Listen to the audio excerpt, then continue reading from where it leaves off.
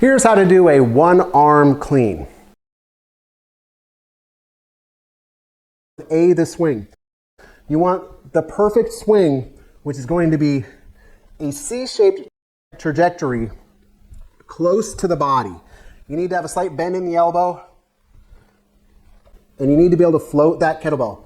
You want your handle to be facing vertically, straight up and straight down. It's important to be able to let go of this kettlebell and know where it's going to be when it's in space. And then B, you want to be able to practice that perfect hand insertion. So you're going to let go and you're going to push that hand through the window and be able to freeze it for just a split second. If you have a slightly heavy kettlebell, it doesn't have to be long. Just practice getting your hand into the window.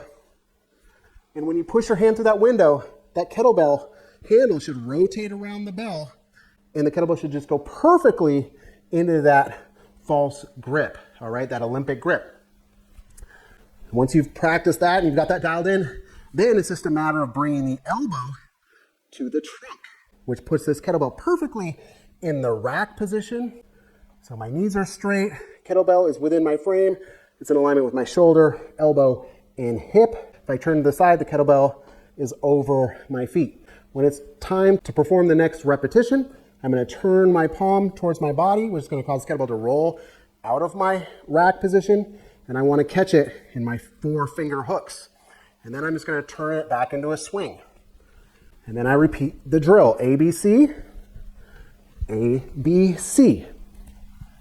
With heavier weights, you will be able to perform this with a slightly straighter arm because you can actually lean against the weight. But when you're practicing with a lightweight, a slightly more bent elbow is going to be necessary to keep the trajectory of the kettlebell close to the body.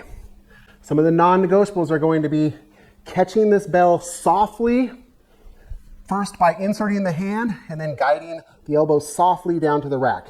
You do not want to be having this kettlebell crashing against your shoulder or crashing into your forearm. So practice floating the kettlebell first and then inserting your hand second and then guiding the elbow smoothly to the trunk third. And then when you drop this kettlebell, you want to practice dropping it into your fingertips while still counterbalancing the weight of the kettlebell by keeping your body weight backwards, back on your heels.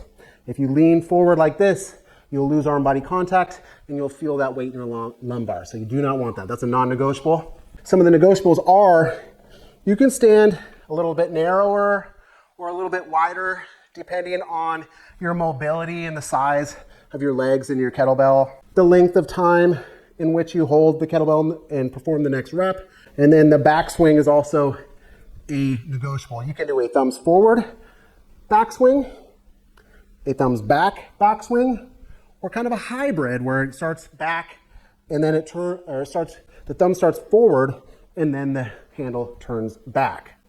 Those are all negotiables for you. And this is how you perform a one-arm clean.